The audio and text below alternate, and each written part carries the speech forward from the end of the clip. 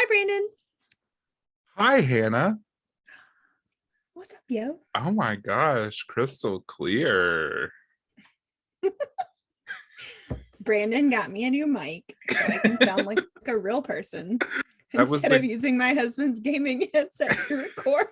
that was the clearest hi, Brandon, that has ever existed on this podcast. Our Listen. listeners go down exponentially because they're like, oh, that's what she sounds like. Oh. No. Mm-mm. Have you ever been compared to Topher Grace's mom from that 70s show? No. Okay, I'm not making that comparison. I was just Brandon asking. just called me Kitty Foreman. No, I didn't. I just asked if you'd ever Mm. had that comparison made. Yeah, I get it. That's fine. You know what you should say with your new mic? Welcome to GhostWritten. How'd We got you into know? that shit early. Oh my god, new year, new us. Look at us go. We hope you're all safe. We had some shitty snow here last week. Yeah, but It we was not fun. had a fantastic sleepover. We had a sleepover and it was so much fun. We sat around with a fire and we ate chili and we watched TikTok for like 2 hours. Yeah. Brandon's husband made us chili. Listen, you know, that's probably the first time since I was like 17 that somebody has fed me dinner and done my laundry. All in one night. Well, Bradley's an excellent host, so. Well, listen, you want to adopt me? I mean, are you bringing the cats? I don't have to live with you. I'm an adult. Listen, I just need to be able to show up and flop down on your couch and be like, hi, Dad. Well, then, yeah, you're already adopted. Just don't. I know your dad listens to this podcast, so just don't. Tell him to skip this episode. Sorry, Dad. I have other dads too. It's fine. Oh, Lord. My sweet mom was like, I just love them. They took care of you. And I was like, yeah, they did. Well, of course. I mean, okay, so for those of you that don't know, a lot of the East Coast got snow last week. And here in Kentucky, usually if we get a good amount of snow, it's 3 or 4 inches. Last Thursday we ended up with 9 inches of snow in 9 hours. Yeah, so that doesn't sound like a lot to a lot of people, especially if you're from the northern part of the country or the continent, but to us it's a lot. And Kentucky was not prepared. Prepared. Listen, there were lots and lots of wrecks on the interstate. So Hannah and her husband and another friend of ours all work here in the city that Bradley and I live in, but they live in another town, which they couldn't get to because the interstate was at a standstill.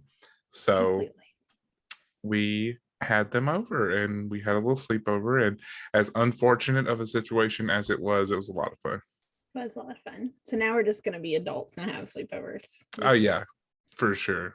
Because we can. Well, listen, there's few things in life that are as exciting as when you're a kid and like you get to stay over at your friend's house, or your parents let your friends stay over. Mm-hmm. And like you get to show them all your shit and like you're like, this is my favorite video game. They're like, oh, check out your cool Yu-Gi-Oh comforter on your bed, and you're like, yeah, I know. We spent a lot of time looking at the prints in there. My mom's gonna make us chicken nuggets. Do you want to watch anime? Yes, most definitely. Just replace your mom with Bradley and and anime with TikTok. A lot of TikToks. But yeah, hopefully all of you guys stayed safe during that. If you were caught in the snowmageddon of 2022. We had much worse snows last year, but like this Yeah. one just came out of nowhere. Yeah, I would say it came out of nowhere. We knew it was going to happen, but we got a lot more than we expected. well, anytime they say there's a chance that it might snow, you're like, okay, Yeah. it's gonna Which is why we were not prepared for that. yeah, it's gonna lightly dust the ground. People are still gonna freak out, but it's not gonna be anything substantial. I'm telling you guys, as soon as it started snowing, it was like already piling up, and it was like, holy shit. Yeah. Yeah. Because by the time used you to that guys shit. got over here, it was already like They were like 5 or 6 inches already. yeah. Yeah. So Oh, anyway, welcome back to Ghost to Ghost episode 2. Episode 3. Well, hold on. That's not how we do it. We do it like an anime where we break it into seasons. We break it into seasons, but we keep the ongoing episode number. So this is episode 66. Ooh. Yeah. 3 more and we get to make jokes the whole time. Can you imagine when we get to episode 100? No. We've already determined that we're going to be 100 when we get to 100. Oh, that's true. Remember when we used to talk about our downloads and you would say, yeah, episode 1,000 or 1,000 episodes. Like, girl, that's when we're going to be 100. You must be talking about 50 years from now because we don't even put them out every week. Listen, I love listening to other podcasts when they first start and they're like, I got 46 downloads. And I was like, that used to be us too. Yeah. And we're still Good hype for about you. everyone we get, honestly. Yeah, we are. Yeah. We're up there right now. Over 20,000, I think.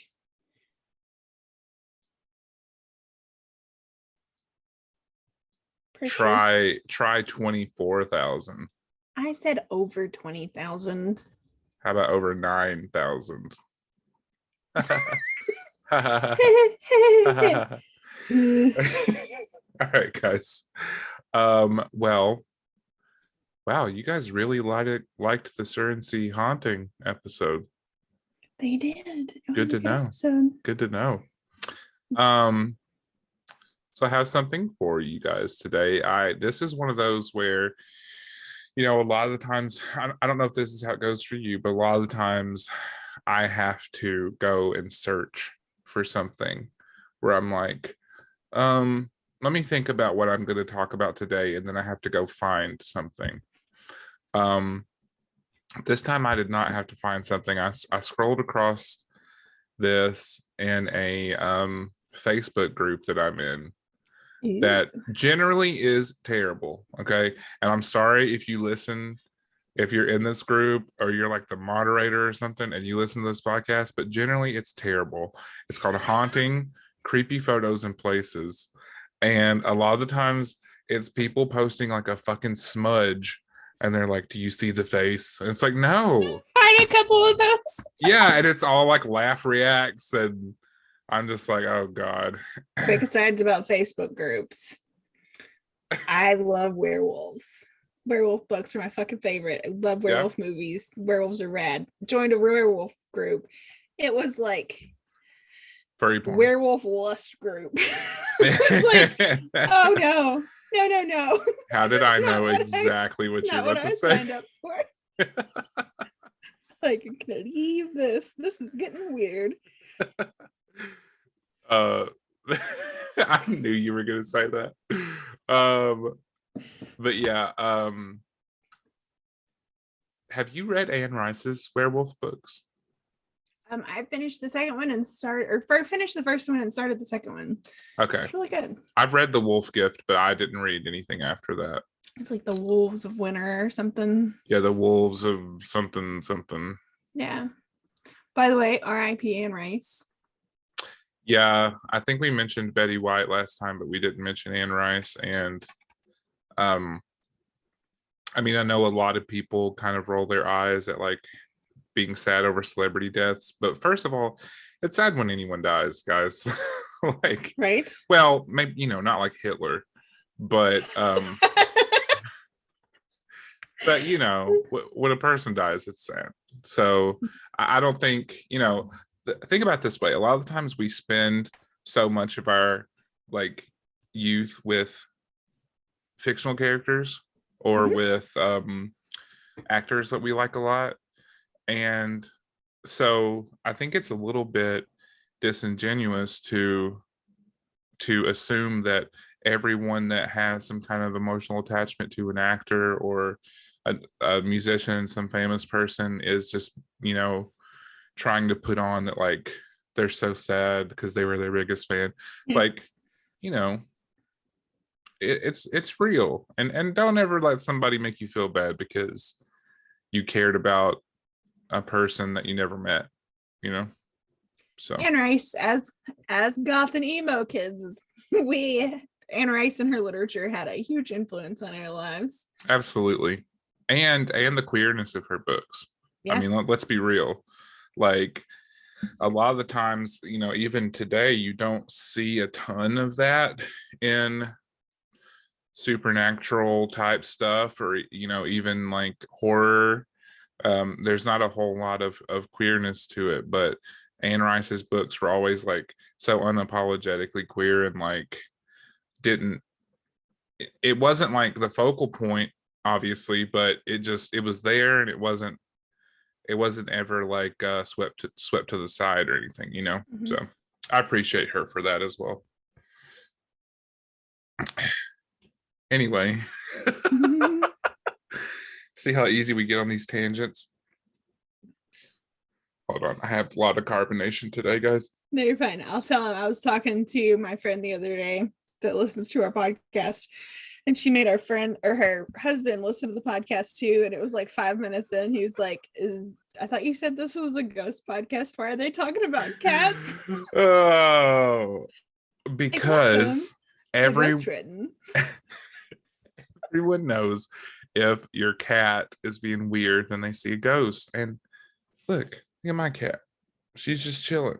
So no ghosts in here. I haven't forgiven her. So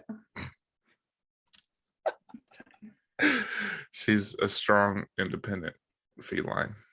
Whatever that bitch was loving on her friend, and I appreciate it. She's very fickle. Yeah, she is. Okay, so today we are going back to Mississippi. Mississippi. I've stayed in Mississippi in a hunting cabin in the woods. Really? Did we talk about this last time? No, I don't think so. Wow, I've never been there. It's spooky. We also drove up to the wrong place at first. We were definitely at somebody's house, and I'm real glad they weren't home. Yikes. Yeah. Like, you're trying to find a cabin in the middle of the woods in Mississippi. Like, good luck. Okay, so today we are talking about Mont Helena. You ever heard of it? Mm-mm. Okay, I hadn't either. So I want you to picture this in your head before you see the pictures. You've got cornfields all around, right? About as far as the eye can see. Rising up out of the corn is a mound of earth. And on top of that is a very beautiful plantation style white home. big ass mound. Yeah, it is. That is Mont Helena. So Helena is a colonial revival home in Rolling Fork, Mississippi, and it has a long-running reputation as being haunted. It was built as a retirement home for Helen and George Harris in 1896. Sorry, I looked at the picture. Oh yeah, it's beautiful, isn't it? It's just kind of like, it's just there. There it is. Yep. The home sits atop a ceremonial, here, you ready for this? Sits atop a ceremonial Indian mound. That's fucking rude. Yeah. And it says that it is the... That's what I was thinking at first when you were talking about it. I was like, oh, this is a burial mound. Oh, no, Yeah. not even a burial mound, but a sacred mound. And Yeah, but Oh, has it's fucked anything up. good ever come of that? Mm-mm. It's also not cornfields, it's cotton fields. But okay. Oh, hold on. It says in the midst of cornfields in the Well, they're article. wrong. They're wrong. That's a cotton field. You can't see Okay. it. Maybe there's multiple fields. There's a lot going on here. Anyway. There's a lot going on there. So, let me tell you about the backstory of the place here. It all began when Helen's father bought the land, calling it the Helen Place. Helen's father died suddenly soon afterwards, and the land was left untouched. Not long after, more tragedy struck Helen. Through a carriage accident in 1855, she met and fell in love with a man named Henry Vick. Her mother urged them not to marry before Helen turned 20, so the wedding date was set for her 20th birthday. It was during his bachelor party sometime in 1859 that Henry and his best friend, James Stith, got into an argument that would eventually end Henry's life. A week before the wedding, James challenged Henry to a duel. Having promised Helen to never kill an opponent in a duel, Henry shot into the air and James did not. Henry, shit. yeah, talk about just, the wrong time to be chivalrous. These people didn't watch Hamilton, apparently. I've not seen Hamilton either. I know.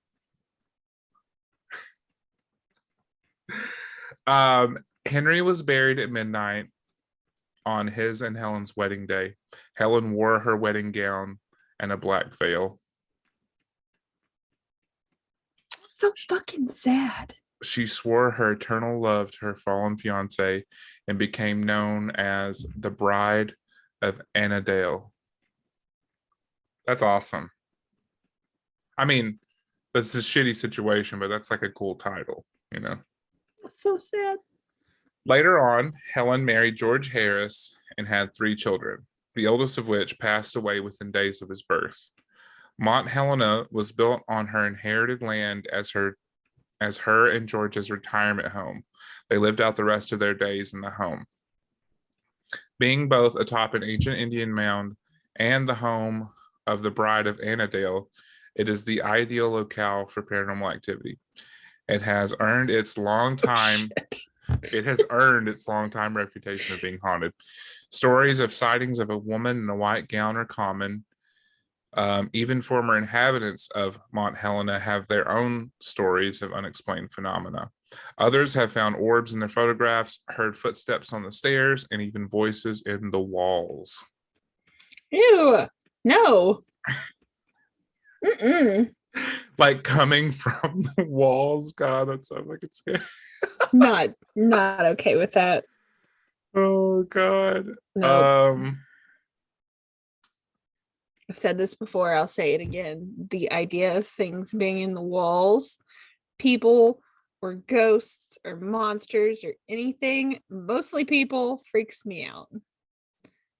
Not okay with it. Yeah. Do you remember? I think we talked about this before, but do you remember the people under the stairs movie? We did. Last time we talked about things in the walls. I think I mentioned the supernatural episode. It's one of the scariest freaking episode, and it's not even in the walls. Yeah. So one of the things to mention is that nearby the actual home, there is a church. So prior to moving to Mont Helena, Helen convinced her father to construct a church on the property so that the workers would have a place to worship. Helen made the suggestion to her father in December of 1855, and in 1878, a small chapel was constructed on the plantation. One of the most prominent features was the bell tower, which included the original church bell, throughout the church's existence. So the bell's been the same the whole time. Okay. There are several stories claiming the church was haunted, a claim that many believe had something to do with the nearby ceremonial mound. You think? The Native Americans are like, fucking Christians. Yeah. Those bitches. It is said that if you rang the bell 3 times, it would ring back once. It's a traditional Southern church look too. Oh yeah, and the photos of the church itself, like even 50 years ago, it was already dilapidated. So now it looks like, yeah, very, very creepy.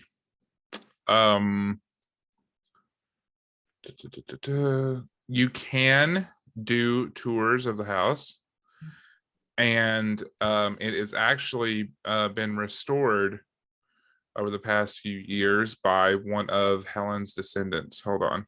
That's cool. A distant relative of Helen's took up the job of restoring Mont Helena to its former glory. Now it stands as one of the most beautiful sites in Mississippi. And if you go to monthelena.com, you can actually use it as a wedding venue, which, I kind of feel like you're setting like a recipe for disaster. Yeah, I kind of feel like you're setting yourself up for failure with that one, but I get married in this place where this woman's fiance died right before their wedding and was buried on their wedding day. Well, technically it didn't happen there, but still, it's like, no, though. Yeah. But yeah, you can book weddings there. They, like I said, they do tours, and if you happen to go look at their website, you'll see that it's fucking beautiful. Like the fact that they have restored it, it's just, they've kept everything somewhat period accurate with the furniture, and restoring some of the architectural features on the inside. And it looks like the chapel's been restored too, or the church has been restored too. So really, that's cool. Yeah. And actually looking at their gallery on their website, there's some really fucking cute pictures. So you know what? Take a chance. Fuck fate. Get married there. Get married where tragedy struck. Sounds like a great idea. I don't know what I'm saying. I almost got married in a haunted house. Fine. Instead, I got married at like a 1700s cabin in the woods. Next best thing, Hannah. Brandon got married in a park. Yeah, I got married in a park that yeah, it was beautiful. It was beautiful. Yeah, I was gonna make a comment, but so yeah, that's Mont Helena. Like I said, I came across that post, and this, as soon as I saw the picture, like having not read anything, I was like, oh yeah, that's haunted.